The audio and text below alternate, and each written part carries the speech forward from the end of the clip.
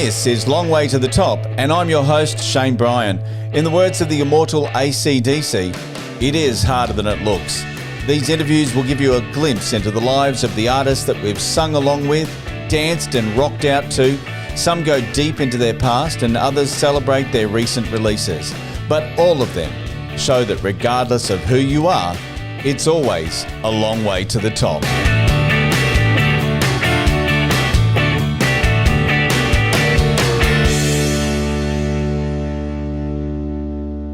There are not many Aussie bands that can say they started in the 70s and are still going strong. This year marks the Angels' 50th anniversary, and this week on the show I catch up with two of the newest members of the band, frontman Nick Norton and bass player Sam Brewster. We take a look back at the legacy of one of Oz Rock's best bands, the Angels. This is Long Way to the Top with Shane Bryan.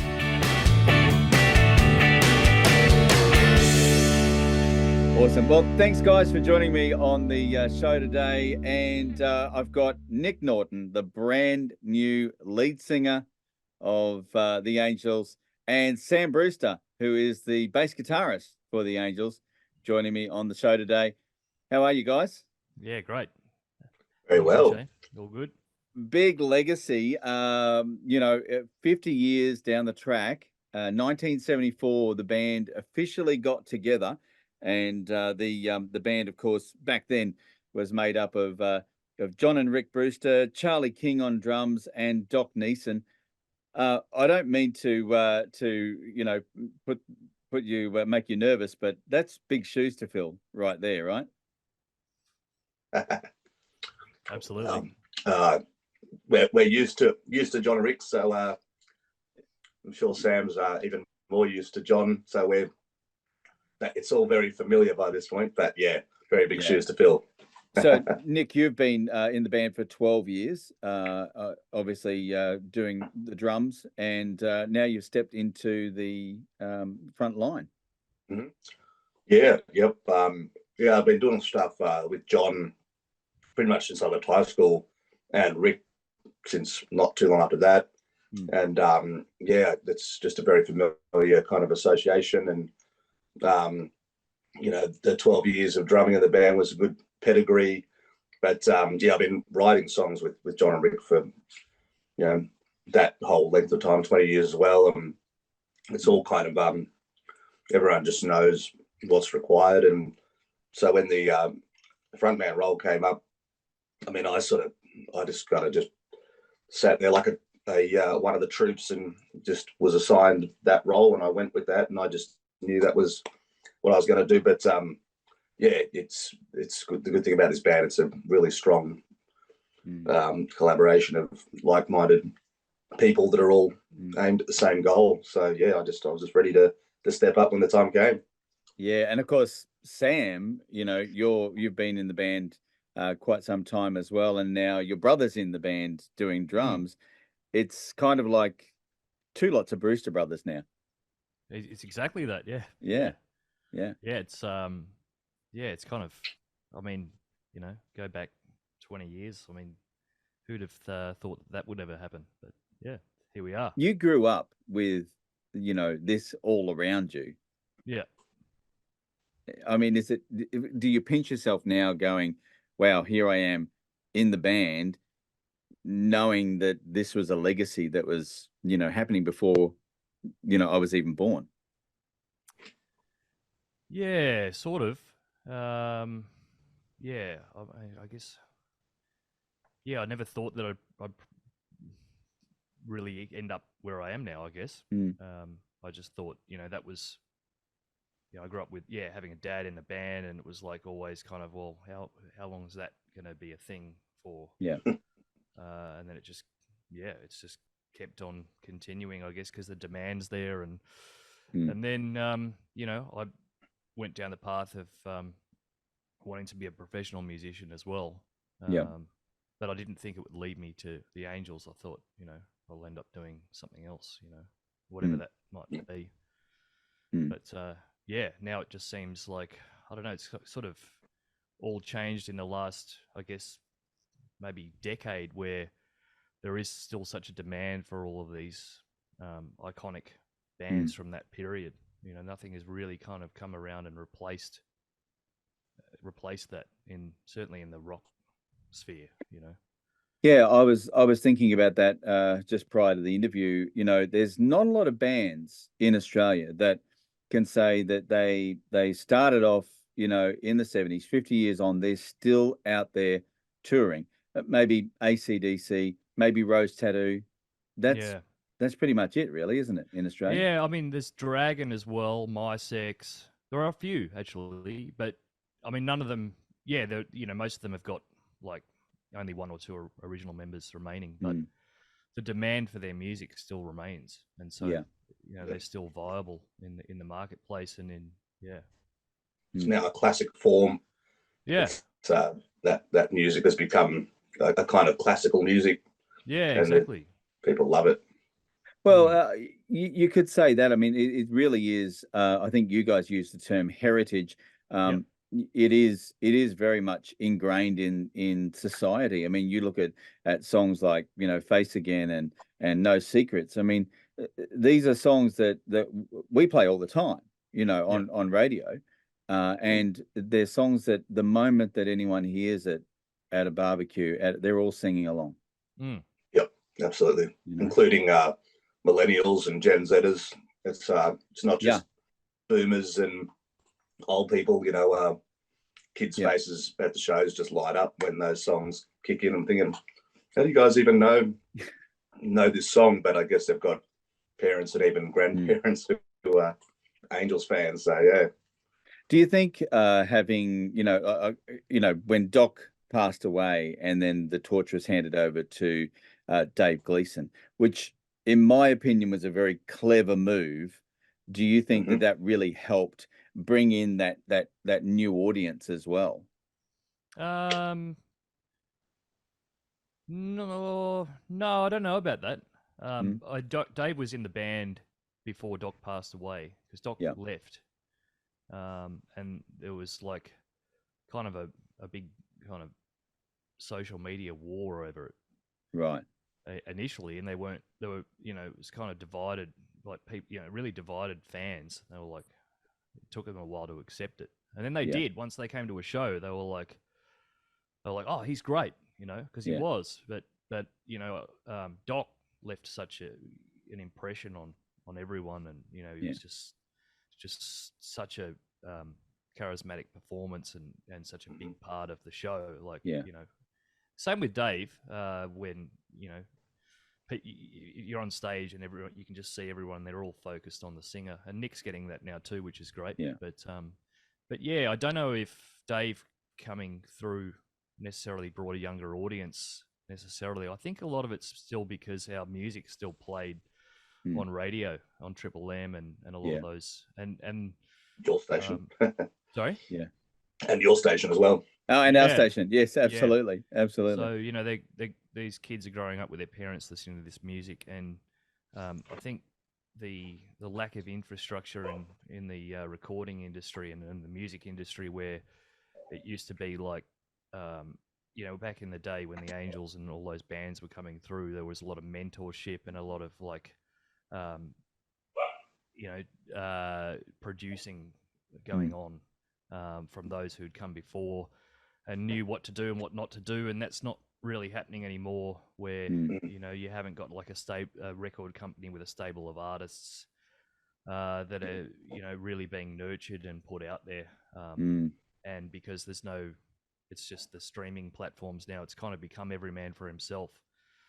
So I think that's a lot to do with it. It's just like there hasn't been a band that's come through and kind of risen to the top where you know, you turn on your TV and that's what you see, or you turn a Rage in the morning, or video hits at 9 a.m. or something, you know. But like you said, though, it comes down to the consumption, how it's consumed now, and I think it's a really sad state of affair that you know, there may be some bands that are like the Angels out there, but they just can't get noticed. Exactly. You and know? that's As a legacy band, how do you combat that situation? I mean, if you were going to put out, and this is an interesting question, because last year there was a whole bunch of new albums put out by, let's say classic bands, right? Yeah. Yeah. And apart from, the Beatles and the Rolling Stones, who obviously had a lot of money to put behind it, the charts last year, really featured none of them. As a new band, as a band that's a heritage band, how do you think you would handle a new album? Well, we kind of it's we still make an album and put our best songs forward, and we still put a lot of thought in, and work into them. But I guess it's sort of more important that it shows that, hey, we're still a band going forward. We're not just becoming a heritage act, just confined to one period or whatever. We're saying, hey, this is us. We still make and write music, and it's more kind of about conveying that message than actually how it does. And we obviously we'd love it to chart really well and have a single or whatever, but I think the exercise in itself is very important, just to show that that's we're still we can still play and write songs that that's still creative. Exactly. Yeah. And we sell them off the stage. So I guess bands like the Angels can still make a decent income from selling direct to fans, which off the stage at shows or online. But we're probably, bands like the Angels would be lucky to chart again. But then, like you say, that's usually only about a 1 week bump for bands, and then it kind of dissipates anyway. And and we're actually, just like Sam said, it's the act of creating a new album and writing new music, and which we're doing at the moment. And it's that actually can still be very valid. Like, I think some of those old bands are probably making some of them are pretty ordinary albums, but I think when the Angels, we did Talk the Talk. I mean, it's been too long between drinks for us for a brand new album. We've done all these other 40-year anniversary albums, but Talk the Talk was a really good, excellent rock album, and the one we're making at the moment will be as well. So it's like all killer, no filler, and that's what fans will actually respond to. They're like, oh, this band is still valid. They're not 65-year-old dudes that are millionaires writing corny junk that's just going to get forgotten immediately. It's like, this is tough street rock, so it's good. So you obviously, you've got a new album that you're putting together. When is that due at this stage? Well, July is what we're aiming for. Right. So mid-year, mid to sort of just after mid-year, I reckon, given everything that goes on and how busy we'll be with the 50th year. But July, August. Yeah. Any plans to re-record some of the older tracks and start reissuing them? I hope not, unless we're doing it live. Oh, I'm glad you said that. said that. Yeah, I mean, there might be the odd, like Sam said, the odd live thing, but if we're in the studio, we may as well make it new. I'm very much against doing that, just because I love all the original stuff with Doc on it.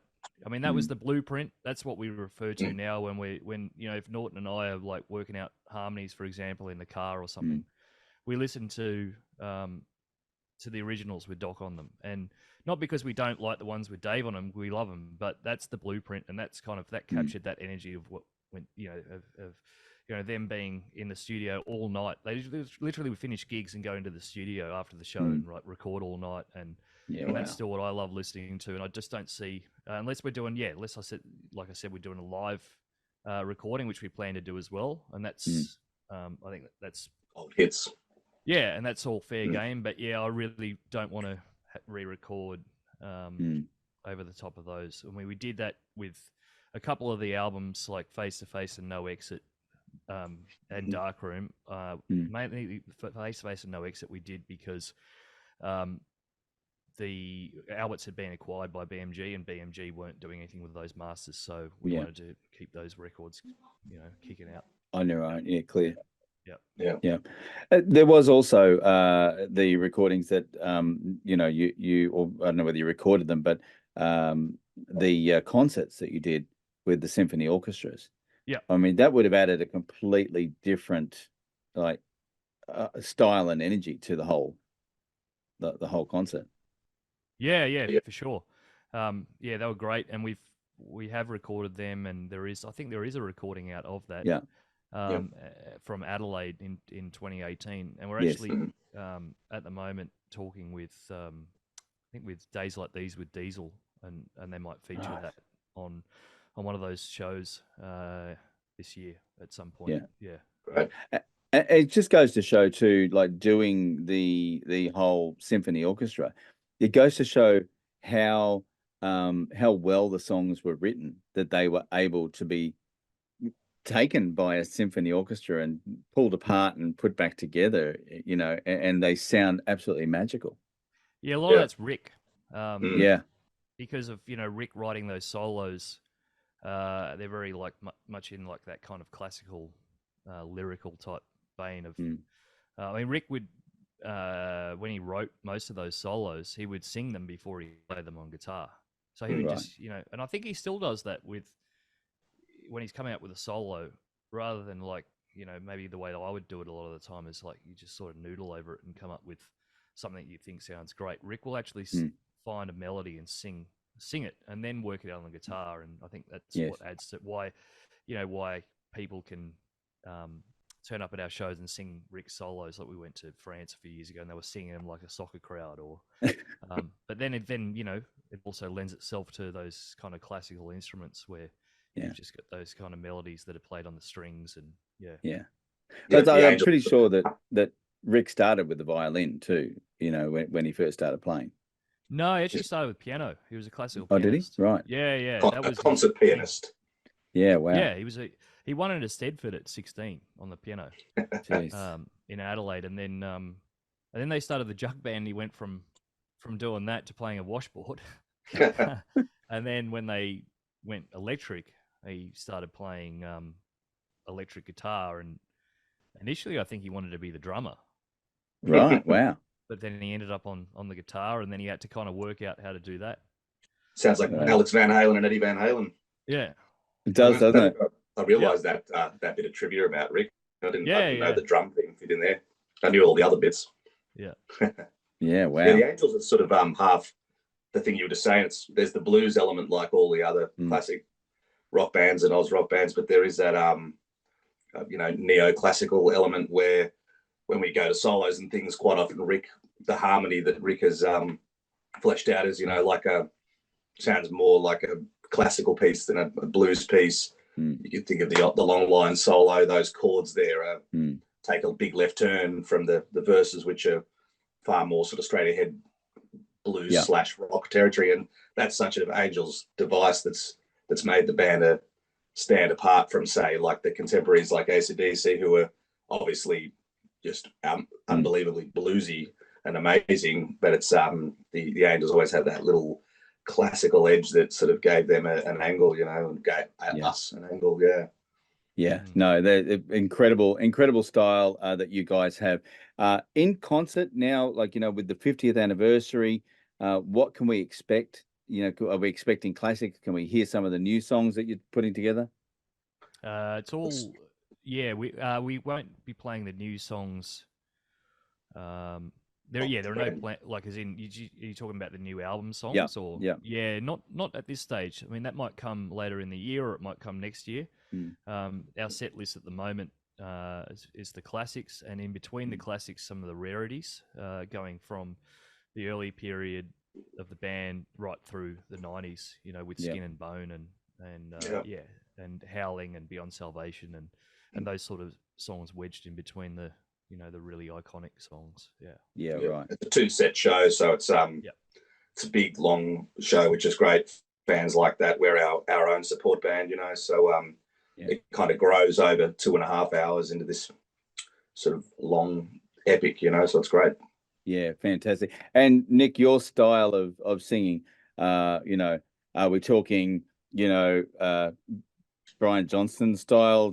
Yeah, well, a few people I've heard about, like quite a lot of fans say that will initially saying the same. They're all going, oh, I like it, mate. I like it. Sort of harks back to the Doc thing a bit more. And I'm like, nice.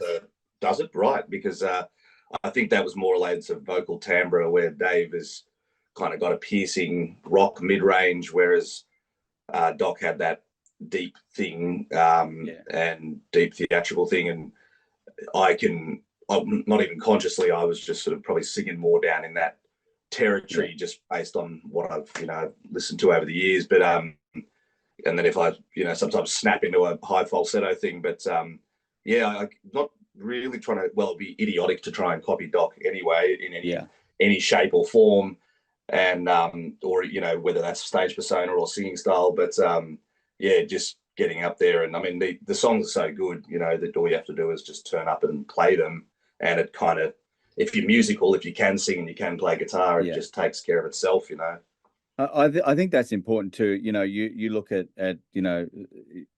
with AC/DC when Bon Scott passed away and Brian Johnson came in, he didn't try and be a Bon Scott. Likewise, with NXS, the multitude of singers that have sort of come after Michael Hutchence haven't tried to be Michael Hutchence. No, it would be silly to try. Yeah. To me, it's just Norton. Yeah. He just sounds like Norton because I've known Norton since I was a kid. And so he does, does the all the phrasing of those, like I talked about the blueprints from, the original recordings. He's got all the phrasing down, but then he puts his Norton thing on it, and he just sounds like, because I've seen, grown up watching Norton front his own band and other bands, and so it's and I think Nick, you've also Norton stamp on it. The Norton stamp. Nick, you've also performed with the Brewster brothers as well in Don't Tell Malcolm, is that right? Well, that's the Brewster brothers act, which Sam and I were a rhythm section for John and Rick back sort of pre the Dave era of the Angels. And I love that, doing that band, and we still occasionally even do the the Angels are really busy again, but that was a really good band. And then Rick had the Tassie side project, which you'd be aware of, Don't Tell Malcolm, and that was I was brought in at the last minute for their first show, because what happened there? I was drumming and singing because the original drummer couldn't make the gig.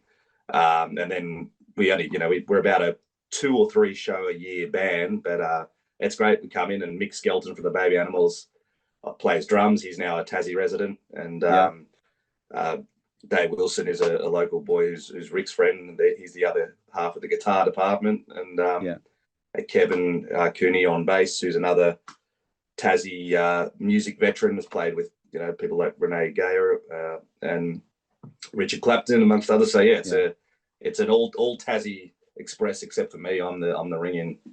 Well, there's still time to move to Tassie. That's right. Yeah. it'd be lovely, actually, if maybe when things are winding down later on. I'm not sure about which department will be winding down, but it'd be very nice Tassie to live in, I'm sure. Oh, it is. And Sam, you're not in Tassie. No, I'm actually in Adelaide. Right.